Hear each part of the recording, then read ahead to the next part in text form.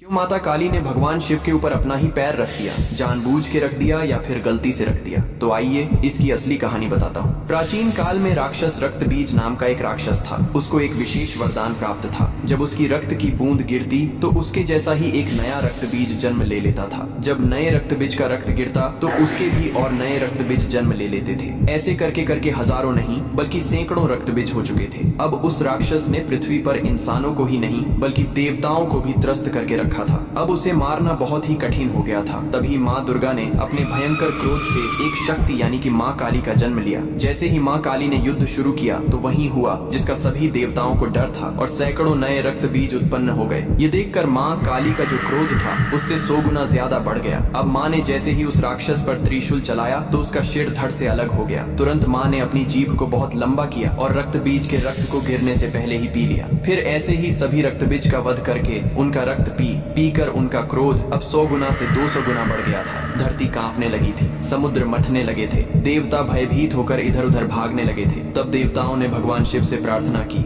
हे महादेव, आप ही माता काली के संताप को शांत कर सकते हैं। शिव ने देवताओं की पुकार सुनी और माँ काली के सामने युद्ध भूमि में पहुंच गए। लेकिन माँ अपने तांडव में इतनी लीन थी कि उन्होंने शिव को भी नहीं देखा। तभी भगवान शिव ने स्वयं माता के चरणों में लेट गए। जैसे ही माँ काली का पैर अनजाने में शिव के सीने पर पड़ा, तुरंत उनका क्रोध शांत हो गया। उन्होंने नीचे देखा तो अपने प्रिय पति शिव थे। यह देखकर उनकी जीभ शर्मिंदगी से बाहर निकल आई। इसके बाद शिव ने मुस्कुराते हुए कहा, हे माँ, तुम्हारा यह रूप सृष्टि के संतुलन के लिए था, लेकिन यह रूप अब धरती पर बहुत धाम से पूजा जाएगा। यही कारण है कि तस्वीर में और मूर्तियों में माँ काली को शिव जी पर खड़े हुए दिखाया जाता है, जो बहुत ही शुभ माना जाता है।